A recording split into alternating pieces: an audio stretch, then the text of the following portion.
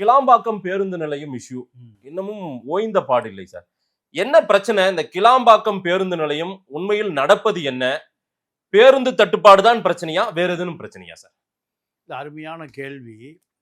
மக்களுக்கு எந்த உண்மையும் மக்களிடம் போகாமல் தடுக்கப்படுகிறது.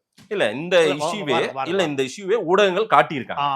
இல்ல காட்டினாலுமே யார் குற்றவாளி என்று காட்டி அதை சரி செய்யணும். அதான் ஊடகத்தினுடைய பொறுப்பு. சொல்லுங்க, யார் குற்றவாளி என்பதை நீங்க காட்டி அதை சரி செய்வதற்கான அதிகாரம் படைத்த ஒரு அமைப்பு தான் இந்த ஜனநாயகத்தினுடைய 4வது தூண். எது? இந்த ஊடகம். ஆனா ஊடகம் அரசு விளம்பரங்கள் பல கோடிகளை வாங்கி கொண்டு அரசுக்கு எதிராக எந்த கருத்தையும் சொல்வதில்லை.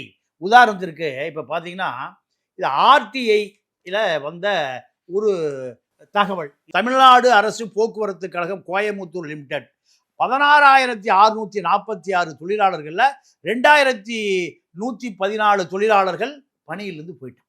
அப்ப 2,114 பஸ் ஓட்டுறதுக்கு ஆள் இல்லை. எத்தனை பஸ் ஓட்டுறதுக்கு? 2. அப்போ அதே போல தமிழ்நாடு அரசு போக்குவரத்து விழுப்புரம் லிமிடெட்ல 18,959 டிரைவர் வேலை பார்த்துருக்காங்க. 1,476 டிரைவர் வேலையை விட்டு போயிட்டான். ரிட்டையர்டு. கண்ணீரும் கம்பளையுமா போறான். ஏன்னா அவனுக்கு பிடித்த அந்த ஓய்வூதிய பலன். இது ஒரு செமி கவர்மெண்ட் கிடையாது, அரசு சார்ந்த நிறுவனம். இதுல அவன் ரிட்டையர்ட் ஆகி நம்ம பஸ்ல உட்கார்ந்துட்டு போனாலே உடம்பு வலிக்குது. வாழ்நாள் முழுவதும் என்ன ஓட்டுறான் அந்த ஆளு? பஸ் ஓட்டுறவனுக்கு 7,000 கோடி தொகை நிலுவையில் இருக்கு. திமுக அதிமுக சார்பா எவ்வளவு பேர் போயிட்டா? கோயம்புத்தூர் டெப்போல இருந்து.